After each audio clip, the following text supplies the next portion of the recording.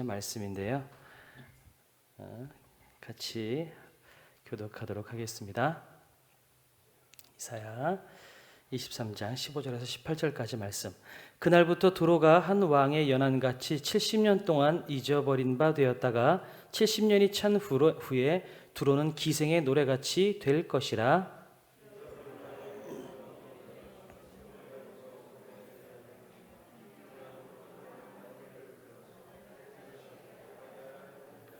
70년이 찬 후에 여호와께서 두로를 돌보시리니 그가 다시 값을 받고 지면에 있는 열방과 음란을 행할 것이며 그 무역한 것과 이익을 거룩히 여호와께 돌리고 간직하거나 쌓아두지 아니하리니 그 무역한 것이 여호와 앞에 사는 자가 배불리 먹을 양식, 잘 입을 옷감이 되리라. 아멘. 이사야 13장에서부터 시작된 그 열강에 대한 경고의 말씀이 오늘 23장, 오늘 읽은 이 본문에서 마무리가 됩니다. 그래서 13장에서부터 바벨론에서부터 출발해서 바벨론, 아수르, 블레셋, 모압 이렇게 이스라엘을 둘러싼 많은 열강에 대한 그 경고의 말씀들을 하나님께서 하셔서 이제 오늘 23장 두로와 시도네까지 그 경고의 말씀을 하게 되는데요. 가만히 이것을 지도를 놓고 펼쳐보면 이스라엘을 둘러싸고 이 동쪽 끝에서부터 서쪽 끝까지, 그러니까 그 모든 넓은 지역 전체를 다 아우르는 경고의 말씀을 하나님께서 하고 계시는 것에 대해서 우리가 알게 됩니다. 그런데 이 13장에서 23장까지 나오는 이 많은 이 열강들은 대부분 아수르에 의해서 점령을 당했거나 아니면 아수르의 영향에 의해서 생겨났거나 하는 그런 아수르 대제국 아수르를 중심으로 해서 벌어진 많은 열강들이다라는 것을 우리가 알게 됩니다. 그런데 그 많은 열강들에 대해서 하나님께서 경고의 말씀을 주시는 것은 그 당시에 이스라엘 왕도 그렇고 많은 사람들이 아수르 제국을 대제국으로 보고 가장 위험 있고 힘 있는 나라라고 알고 있었던 그 시대에 아수르가 이 세계의 중심이 아니라 하나님이 이 열방의 중심이고 세계의 중심이다라는 것을 이야기하시기 위해서 하나님께서는 모든 사람들이 그렇게 부유하게 알고 힘 있다고 여겨지는 그 많은 나라들에 대해서 하나하나 짚어가시면서 경고의 말씀을 하시는 것을 우리가 보게 됩니다. 그래서 이 마지막 이제 두로와 시돈에 대한 경고로 오늘 23장이 마무리가 되는데요. 이 두로에 대한 경고를 통해서 하나님께서 우리에게 주시고자 하는 그 작은 은혜들을 지금 여러분과 좀 나눠 보려고 합니다. 이 두로는 어떤 지역이냐면 그 지중해 무역 중심지로 인해서 그 많은 수출입 물자들, 그 배가 닿는 항구가 있고 그 무역의 중심지였기 때문에 매우 부유한 지역으로 우리가 알고 있습니다. 그런데 오늘 이 본문을 통해서 우리가 먼저 알고 싶은 것은 첫 번째는 뭐냐면 우리가 높아지면 그분이 낮추신다라는 것입니다. 첫 번째, 우리가 높아지면 그분이 낮추신다. 좀 전에 말씀드렸던 것처럼 두로는 그 당시 지중해 무역 중심지입니다. 굉장히 부유한 지역이었습니다. 그러니 그들이 어떤 지경이었냐면 자기 스스로 면류관을 쓰고 면류관을 씌우기도 했고 그 다음에 그 지역의 상인들이 자기들이 가지고 있고 축적해 놓은 그 부를 통해서 부뿐만 아니라 권력까지도 누리고 있는 그 부와 권력을 누리고 있는 지역이라는 것을 우리가 알게 됩니다. 어디서 보게 되냐면요, 이사야 23장 8절의 말씀입니다. 제가 읽어보도록 하겠습니다. 면류관을 씌우던 자여, 그 상인들은 고관들이요 그 무역상들은 세상의 존귀한 자들이었던 두로에 대하여 누가 이 일을 정하였느냐라고 이야기하고 있습니다. 그러니까 여기서 두 가지 질문을 하고 있는데 도대체 저렇게 면류관을 쓰고 있고 상인들이 고관들인 저 부유하고 힘 있는 저 두로를 누가 도대체 멸망시킬 수 있단 말이냐라고 하는 질문의 내용이 오늘 8절의 말씀입니다. 그러니 그만큼 두로는 지금 모든 사람들이 면류관을 쓰고 높아져 있고 부와 권력을 소유하고 있는 지역이라는 것을 우리가 알게 된다는 거죠. 그런데 이 두로가 이 경고의 말씀을 통하여서 잊혀진 바 된다라고 이야기를 합니다. 15절의 말씀 보면 이렇게 되어 있습니다. 15절 같이 한번 읽어볼까요? 시작. 그날부터 두로가 한 왕의 연한같이 70년 동안 잊어버린 바 되었다가 70년이 찬 후에 두로는 기생의 노래같이 될 것이라 라고 이야기를 하고 있습니다. 그 이후의 본문은 좀 설명이 필요한데요. 70년의 잊혀진 기간 이후에 하나님이 다시 두로를 회복시켜 주시겠다라고 말씀을 하시는데, 근데 이 표현이 조금 이상하게 표현을 하고 있어요. 16절 한번 볼까요? 잊어버린 바 되었던 너 음녀여, 수금을 가지고 성읍에 두루 다니며 기묘한 곡조로 많은 노래를 불러서 너를 다시 기억하게 하라 하였느니라. 좀 말이 애매하죠. 그래서 한번 이렇게 고민을 해보니까 이런 말씀이 아닐까라는 생각이 들어요. 뭐냐면 70년의 시간 동안 잊어버린 바 되었다가 이제 70년이 지나고 나서 하나님께서 두로를 회복시켜 주시는데, 문제는 두로가 하나님의 경고를 통해서 회복되기 전과 회복되기 후에 그 두로의 모습이 다르다라는 것입니다. 그건 뭐냐면, 두로는 계속해서 성경에서 음녀라고 이야기를 합니다. 여기서 음녀라고 이야기하고 있는 것은 그냥 온갖 무역이나 경제활동을 통해서 부를 축적하고 또 이 부와 권력을 거머쥔 그들의 상태, 하나님 없이도 너무나 잘 살아가고 있는 그들의 상태를 음녀라고 이야기하고 있는데요. 근데 문제는 이 두로가 하나님의 경고의 말씀을 통하여서 멸망하기 전에는 두로는 자기 스스로 면류관을 쓸 수 있었고 부와 권력을 소유한 사람들이었습니다. 이것을 여기서 뭐라고 이야기하냐면 젊은 기생으로 이야기를 하고 있다는 것입니다. 무슨 얘기냐? 기생이 젊었을 때는 그 젊음 때문에 자기가 가만히 방 안에만 앉아 있어도 많은 남자들이 아마 찾아왔을 것입니다. 많은 사람들이 찾아왔겠죠. 그런데 그 기생이 한 사람의 인생, 70년이나 되는 한 인간의 인생이 지나가고 난 다음에 기생으로서의 매력이 사라지면 그 다음에는 어느 누구도 찾지 않게 되는 거죠. 어느 누구도 찾지 않게 되니 그런 이 기생은 이제부터는 어떻게 해야 되느냐? 가만히 방에 있어서는 어느 누구도 찾아오지 않으니 자기가 수금을 들고 나가서 길거리에서 노래를 하면서 나를 좀 찾아와 주십시오, 나를 좀 찾아와 주십시오 라고 노래하게 될 것이다 라고 하는 설명이 오늘 15절과 16절의 말씀이다라는 거예요. 그러니까 이걸 두로로 이야기해 본다면 하나님께서 경고하시기 전에 두로는 자기 스스로 면류관을 쓰고 있었고 온갖 부와 권력을 축적하는 그런 나라들이었습니다. 세상 부러울 곳이 없는 지역이었어요.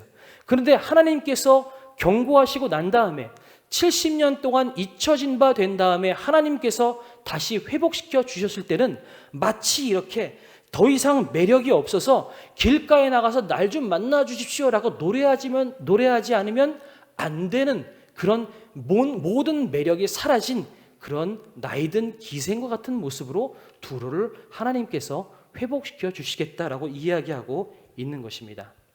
정리하면 부와 권력을 거머쥔 두로가 젊은 기생에 비유된다면 하나님의 심판을 겪어낸 이 두로는 어느 누구도 찾지 않는 매력을 잃은 기생처럼 볼품없어진다라고 이야기할 수가 있다는 것입니다. 두 가지 어떤 차이가 있을까요? 하나님께서 이 두로를 낮추신 것입니다.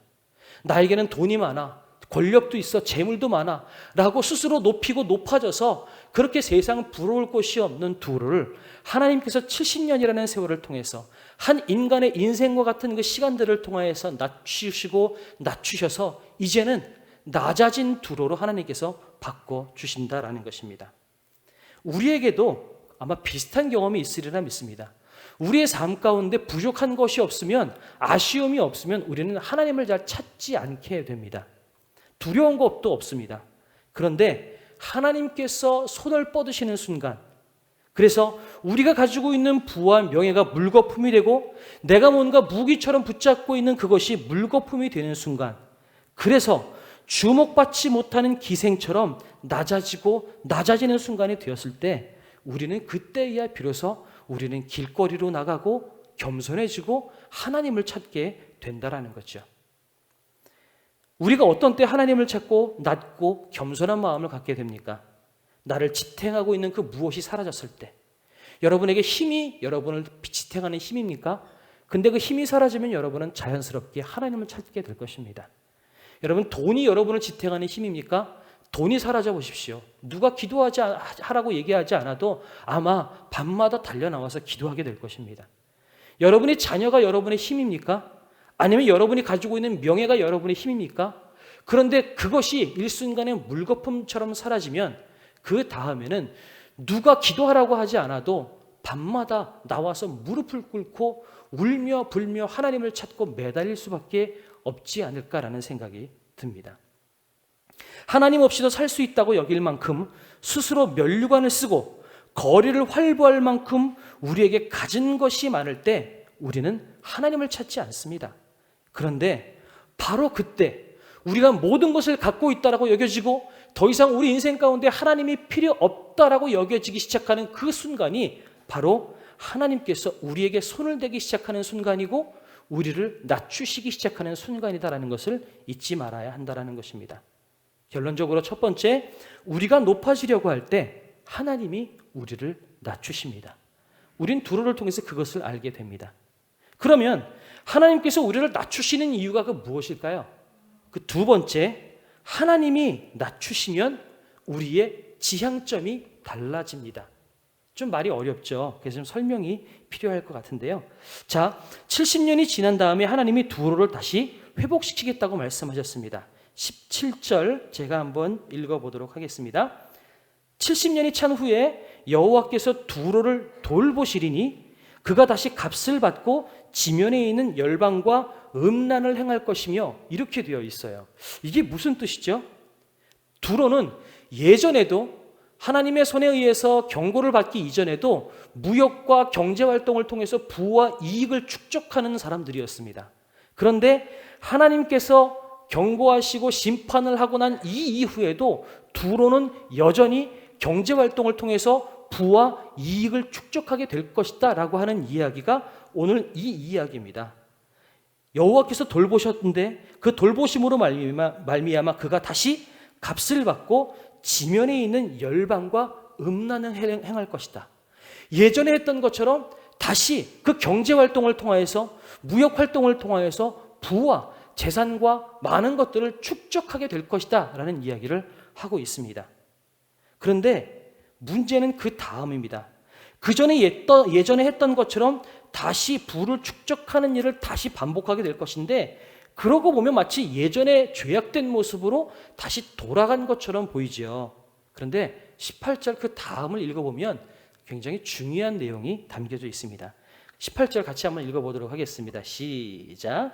그 무역한 것과 이익을 거룩히 여호와께 돌리고 간직하거나 쌓아두지 아니하리니 그 무역한 것이 여호와 앞에 사는 자가 배불리 먹을 양식, 잘 입을 옷감이 되리라. 아멘. 예전의 모습처럼 경제활동과 무역활동을 통해서 부와 재산을 취득했는데 그 취득된 부와 재산을 가지고 무엇을 하느냐? 예전에는 자기의 면류관을 쌓고 저기에 자기의 권력을 쌓는데 사용을 했다면 지금은 그것을 무엇으로 하겠냐? 여호와께 돌리고 쌓아두지 않는다라고 18절에서 이야기하고 있습니다. 다시 말해서 그들이 부를 축적하는 행동은 예전과 지금이나 변함이 없지만 그 축적된 부를 통해서 지금 이 두로는 무엇을 하게 될 것이냐라고 이야기하냐면 거룩하게 사용할 것이고 하나님께 영광을 돌리게 될 것이다 라고 이야기를 하고 있는 거죠. 쉽게 말씀드리면 예전에 그 일들을 다시 하기는 하지만 그 일의 지향점이 바뀌었다라고 이야기하고 있는 것입니다. 우리 삶에도 비슷한 경험이 있을 것 같아요. 여러분, 예수님을 처음으로 인격적으로 영접하고 여러분의 삶이 변해진 순간이 언제였습니까? 그때를 한번 생각해 보시면 좋을 것 같아요. 어떤 분들은 예수님을 처음으로 믿고 나서 크리스찬이 되고 난 다음에 무당이었던 분이 전도사가 되기도 하고요. 술집 마담이었던 사람이 목사님이 되기도 합니다.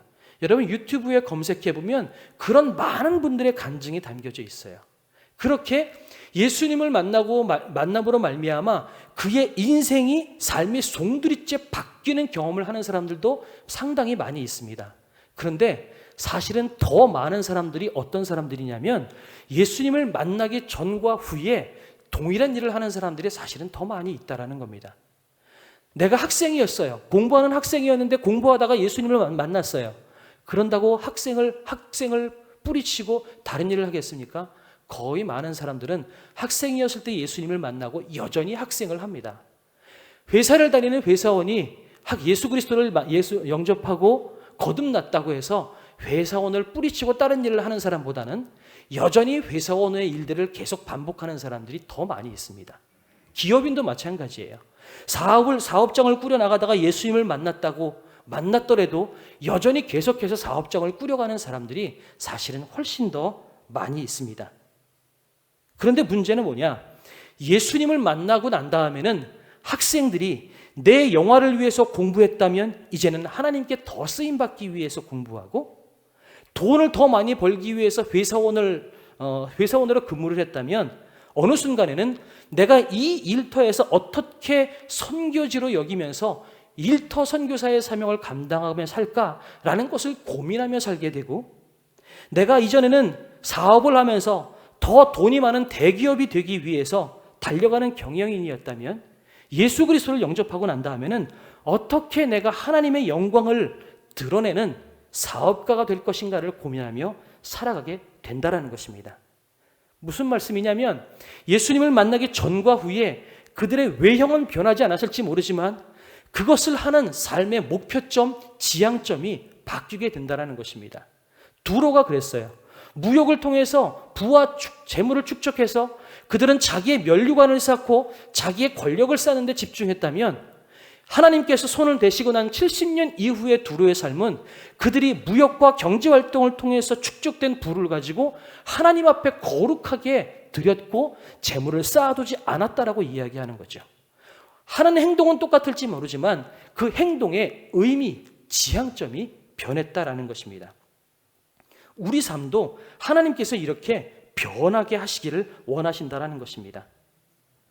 우리가 가지고 있는 달란트, 우리가 가지고 있는 부, 우리가 가지고 있는 그 전의 모든 행동들, 그 모든 것들이 하나님의 손길을 거친 그 순간 이후부터는 이제는 하나님의 영광을 위해서 쓰게 되고, 어떻게 하면 이것을 통하여서 하나님의 이름을 높여드릴까, 예수 그리스도께서 우리에게 하셨던 그 은혜를 갚을까라는 그런 마음을 가지고 생활하게 되는 지향점이 바뀌는 인생을 살게 된다라는 것입니다. 하나님께서 우리를 낮추시는 것은 내가 서 있는 그 자리를 거룩하게 바꾸시는 것입니다. 내 욕심을 위한 돈이 하나님을 위한 거룩한 재물로 바뀌고, 내 우상과 같은 나의 재능들이 하나님을 높이는 거룩한 달란트로 바뀌는 그런 터닝 포인트가 하나님이 우리를 낮추시는 그 시기를 통하여서 변화된다는 것입니다. 그래서 아까 말씀드렸던 1번과 2번을 연결한다면, 우리가 높아질 때 하나님은 우리를 낮추십니다. 그러나 그 낮추시는 그 과정을 통해서 하나님은 우리의 지향점을 바꾸고 우리가 하나님의 영광을 위하여서 거룩함을 위해 살아가도록 하나님은 우리를 변화시키기 시작하신다라는 것입니다. 그런데 그것보다 더 큰 은혜가 있습니다. 세 번째입니다. 이 모든 것의 주도권이 하나님께 있다라는 것입니다. 오늘 본문 어디를 봐도요, 이 두로 사람들의 태도가 변했다거나 회개했다거나 하는 내용들이 보이지가 않습니다. 면류관을 스스로 쓰던 두로를 낮추신 것도 하나님께서 하셨고요, 그 두로를 70년 만에 회복시키신 것도 하나님이 하셨고, 두로를 통해서 하나님께 영광을 돌리게 만든 것도 그 두로를 돌보신 하나님께서 하셨다라는 것입니다. 다시 말해서 두로는 자기 힘과 자기 의지와 자기 스스로 자기가 변화되는 것이 아니라 하나님의 전폭적인 주권에 의해서 낮아지고 회복되어 변화된 삶을 살게 되었다라는 거죠. 그렇게 놓고 본다면 우리에게도 희망이 있습니다. 우리는 우리 스스로를 변화시킬 만한 아무런 능력도 우리에겐 존재하지 않습니다. 그런데요, 이렇게 아무런 가치 없고 능력 없고 자격 없는 우리를 하나님께서 전폭적인 주권으로 회복시키시고 변화시키신다는 것, 이것이 우리에게 얼마나 큰 위안인지 모르겠어요.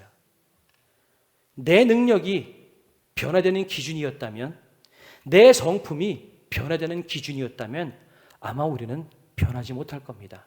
우리는 나아질 수가 없어요. 우리는 스스로 변화될 수 있는 존재가 아니라는 거죠. 그런데 우리를 변화시키는 것이 하나님이시기에 우리에겐 소망이 있습니다. 물론 하나님께서 우리를 변화시키기 위해서 낮추시는 그 과정이 때로는 아프기도 하고요, 때로는 눈물을 흘리기도 하고, 때로는 두렵기도 합니다.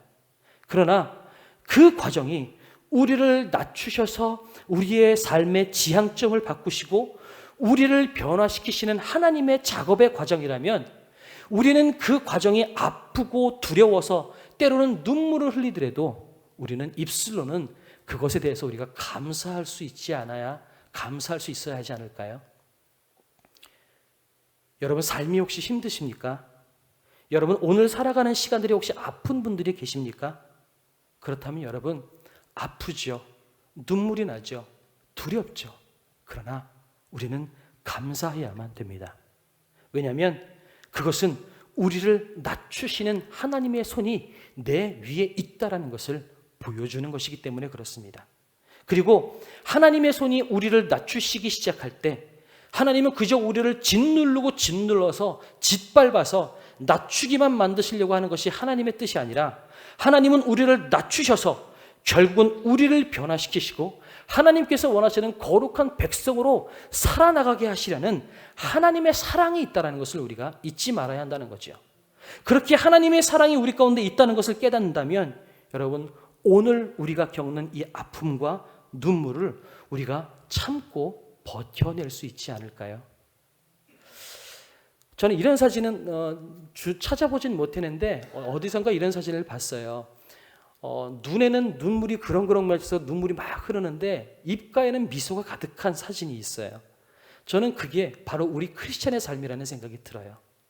하나님의 낮추심의 과정은 우리에게 두렵기도 하고 아픈 과정입니다. 그래서 눈물이 납니다. 그러나 내 입가에서는 맞다. 이것도 하나님이 나를 변화시키고 거룩하게 만드시는 과정이라면 이것이 기쁨의 시간이고 감사의 시간이다. 고통으로 내 눈에는 눈물이 흐를지 모르지만 내 입가에는 미소가 사라지지 않는 그런 모습. 바로 이것이 오늘을 사는 이 두로의 모습이고 또한 우리의 모습이 아닐까라는 생각이 듭니다. 어저께요 오전에 이현면 목사님하고 잠깐 이런저런 얘기를 잠깐 이제 티타임을 가지면서 이런 얘기를 했어요. 제가 좀 그래도 나이가 이제 50이 좀 넘었는데 이현면 목사님한테 그런 얘기를 했어요. 여러분 이현면 목사님이 저보다 나이가 한참 어린 거 아시죠? 그걸 감안하고 들어주세요. 제가 그랬어요. 목사님 나는 나이가 50이 넘었는데 아직도 이렇게 목사답지 못하고 능력도 없고 부족하고 이렇게 해가지고 내가 어떻게 살아야 될지 모르겠다. 너무 깝깝하다. 하나님도 참 깝깝하시겠다. 이런 얘기를 제가 막 했어요. 저의 능력 없음, 저의 부족함 이런 것들 막 한탄을 했더니 이현면 목사님이 저를 위로하더라고요. 위로를 해주시는데 목사님이 이렇게 얘기를 해요. 목사님, 모세도 80에 하나님이 쓰셨는데 목사님 30년만 더 참아보십시오. 30년 지나면 혹시 하나님이 쓰실 수도 있습니다. 숭악한 목사님이죠. 나이도 어린 목사님이 나한테 아주 숭악해요. 도대체 이게 저를 위로하려고 한 건지 놀리려고 한 건지 잘 모르겠어요. 근데 그 마음은 이해가 되죠. 근데 아무튼 웃고 난 다음에 또 다른 얘기를 하나 더 해주더라고요. 이것과 연결된 얘기는 안 했는데 오히려 그 다음 얘기에 저는 굉장히 도전을 받았어요. 어떤 목사님한테 들었대요. 본인도 공부한 게 아니라. 그런데 그 목사님이 그런 얘기를 했대요. 철로 역정에 그 크리스찬이라는 그 주인공이 뷰티풀 궁, 다시 말해서 아름다운 궁이라는 그 궁을 들어가려고 하는데 궁으로 들어가기 그 입구에 좁은 길이 있는데요. 그 좁은 길 양쪽으로 사자가 서 있더랍니다.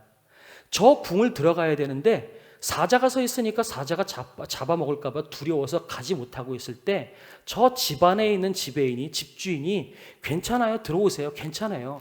저 사자들은 쇠사슬에 묶여 있으니까 당신을 해치지 못할 겁니다. 들어오세요 라고 이야기를 했답니다. 그 말을 듣고 이 크리스찬이 여전히 그 말을 들었음에도 불구하고 이 사자가 정말 쇠사슬을 끊을지 아니면 나를 잡아먹을지 이런 두려움 때문에 마음에 두려움이 있는데 두려움이 있음에도 불구하고 한 발 한 발 조심스럽게 걸어갔더니 보니까 정말로 말한 대로 사자들이 자기를 잡아먹지 못했고 안전하게 들어갈 수 있었다라고 하는 이야기를 하면서 이런 얘기를 했다고 합니다. 믿음은, 신앙 여정은 아무런 두려움 없이 하나님을 너무나 당당하게 믿어서 아무런 두려움 없이 당당하게 한 걸음을 저벅저벅 걸어가는 것도 믿음이고 신앙의 여정일 수 있지만 오히려 내 마음 가운데는 여전히 두려움이 남아있지만 그럼에도 불구하고 이리로 들어오라고 얘기하는 그 말을 의지하여서 그 말을 믿고 조심스럽게 한 발 한 발, 여전히 가슴속에 두려움은 있지만 그 말씀을 믿고 한 발 한 발 뛰는 그 여정, 이것도 또한 믿음이고 신앙 여정이다라고 이야기했다라는 것입니다. 저는 이 말이 굉장히 저에게 도전이 되고 은혜가 됐어요. 제 부족함, 제 나약함, 내 힘으로 나를 변화시킬 수 없는 저의 나약함들을 제가 돌이켜보면 너무나 두려운 것이 많아요. 우리는 여전히 부족하고 나약해요. 그러니 내 1년 뒤, 나의 5년 뒤, 나의 10년 뒤 내가 어떻게 서 있을지가 두려운 거예요. 수도 없이 설교 말씀을 통해서 때로는 기도 시간에, 설교 시간에 청년들에게 두려워하지 말아라, 하나님을 믿으면 두려움이 없어질 수 있다라고 이야기하지만 정작 그렇게 설교하는 저도 제 마음속 한쪽 구석에는 여전히 가시지 않는 두려움이 남아있더라는 겁니다. 난 어떻게 살지? 이렇게 못난 능력 가지고 1년 뒤에 내가 살 수 있을까? 10년 뒤에 내가 살아갈 수 있을까? 여러분은 그것이 어떤지 모르겠어요. 그런데 그렇게 내 삶 가운데 두려움이 있을 때 나를 변화시키는 원동력은 내가 아닌 하나님이기에 소망이 있다는 것입니다. 여전히 두려운 마음이 나를 감싸고 있지만 그저 나에게 주어진 오늘 하루, 내 앞에 있는 이 한 발 한 발을 내디딜 때 그분이 나를 변화시킬 것이고, 그렇게 한 발 한 발 내디는 이 걸음도 하나님께서 믿음이요 신앙 여정이라고 인정해 주신다는 것이 얼마나 저에게 위안이 되고 기쁨이 되고 소망이 되는지 모르겠습니다. 여러분, 앞이 캄캄해서 도저히 어디로 가야 할지 모르겠다면 그 앞이 캄캄한 그 앞을 보려고 하지 마시고요, 지금 내 오른발이 내디딜 수 있는 코앞에 그 작은 앞에 그 작은 곳으로 여러분 발을 내디디십시오. 그렇게 코앞에 보이는 한 발 한 발을 내딛다 보면 하나님께서 우리를 원하시는 그곳까지 이끌어 나가실 것입니다. 13장부터 시작된 바벨론, 아수르, 블레셋, 모압에 대한 그 많은 경고들은 결국 그들을 치기 위한 하나님의 말씀이 아니라 결국은 이 두로의 이야기를 놓고 우리가 본다면 그들까지도 회복시키고 변화시키기 원하시는 하나님의 마음이 담겨져 있다는 것을 알게 됩니다. 단순히 이스라엘을 치기 위한 막대기의 역할만을 하고 사라지는 존재로 끝나기를 원하는 것이 아니라 블레셋도 바벨론도 아수르도 이 모압도 두로도 나중에는 하나님의 손에 의해서 회복되기를 원하시는 마음이 이 하나님께 있다는 것을 오늘 보게 된다는 겁니다. 두로는 아까도 말씀드렸던 것처럼 음녀라고 표현을 하고 있습니다. 하물며 이 음녀와 같은 두로도 변화시키기 원하시는 하나님이 당신의 독생자 예수 그리스도를 핏값으로 내어주고 사신받은 우리들을 하나님께서 포기하시겠습니까? 하나님은 우리를 포기하지 않습니다. 우리가 앞이 캄캄하고 한 발도 보이지 않을지 모르지만 그저 내 눈앞에 보이는 그 작은 미세한 그 땅덩어리 앞에 내가 한 발을 내디딜 때, 그렇게 한 발 한 발 내가 두려움이 있지만 그 두려움을 이기고 한 발 한 발 내딛기 시작할 때 그 한 발 한 발을 통해서 하나님은 당신께서 원하시는 방향으로 우리를 이끌고 나가실 것이고, 우리를 낮추셔서 우리를 하나님께서 원하시는 모양으로 변화시켜 주신다라는 것입니다. 그 하나님은 우리를 포기하지 않습니다. 두로를 변화시키시고 두로를 낮추셔서 하나님의 거룩하신 용도로 사용할 수 있었던 것처럼 하나님은 우리를 낮추셔서 우리를 또한 하나님께서 원하시는 거룩한 백성으로 만들어 나가실 것입니다. 그래서 결론입니다. 여러분, 혹시 우리가 아픈 시간, 어두운 시간을 보내고 있다면 여러분 낙담하거나 절망하지 맙시다. 그것은 우리가 낮아지는 과정 가운데 있는 겁니다. 하나님께서 우리를 낮추시는 과정 가운데 있는 건데, 하나님께서 우리를 낮추심은 우리를 거룩한 존재로 변화시키기 위해서 우리를 낮추고 있는 시간이라는 것을 우리가 믿었으면 좋겠습니다. 눈가에서는 아픔과 고통 때문에 눈물이 흐를지 모르지만 내 입가에서는 나를 변화시키는 하나님의 신실하심을 믿고 기쁨과 감사와 웃음의 미소가 사라지지 않는 존재, 이것이 참된 크리스찬의 모습이 아닐까라는 생각이 듭니다. 그래서 두 번째, 결국은 우리를 변화시킬 하나님을 기대하면서 감사합시다. 오늘을 최선을 다해서 살아나갔으면 좋겠습니다. 멀리 저 비전이 보이지 않아도 5년 뒤, 10년 뒤 내가 어떻게 살아갈지가 보이지 않아도 오늘 내 앞에 주어진 작은 한 발을 내디딜 수 있는 공간이 보인다면 그 공간을 향해서 내가 한 발 한 발을 내디딜 때 하나님께서는 우리를 이끌고 나가실 것입니다. 그래서 이 이사야서를 저는 계속해서 묵상하면서 내내 머릿속에서 떠나지 않는 찬양이 하나가 있습니다. 주는 완전합니다 라는 찬양인데요, 그날에 우리를 이루실 주님은 완전합니다. 우리는 연약합니다. 우리는 넘어집니다. 하루 살기도 버겁습니다. 하지만 그런 우리를 주님께서 낮추시고 그런 우리를 주님께서 변화시키셔서 그날에 주님께서 원하시는 모습으로 우리를 만들어내실 주님이 신실하시고 완전하시다는 사실이 우리에게 희망이 되고 도전이 된다는 거죠. 제가 일단 부를 텐데요, 할 수 있다면 같이 부르면 좋겠습니다. 주여 우린 연약합니다. 우린 오늘을 힘겨워 합니다.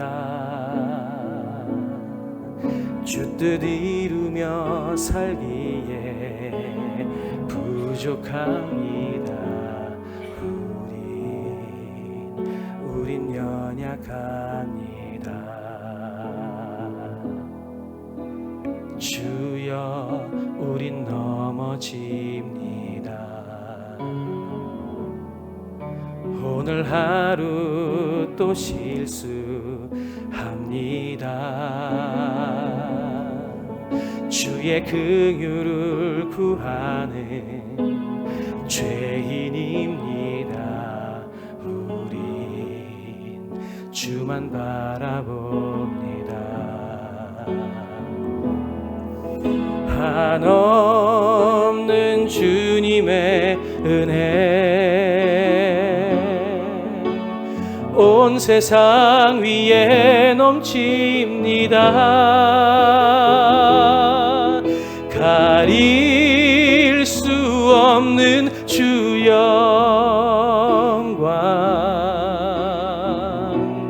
온 땅 위에 충만합니다. 주님만이 길이오니 우린 그 길 따라갑니다.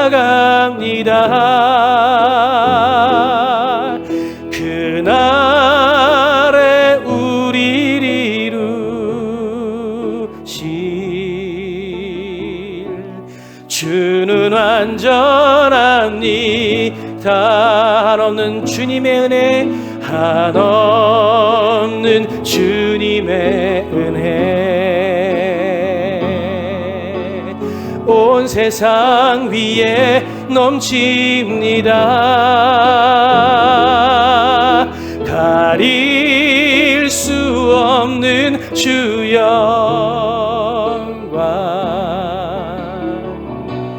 온 땅 위에 충만합니다.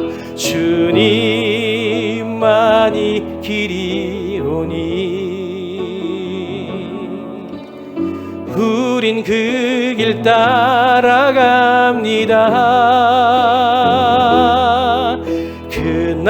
그날에 우리를 이루실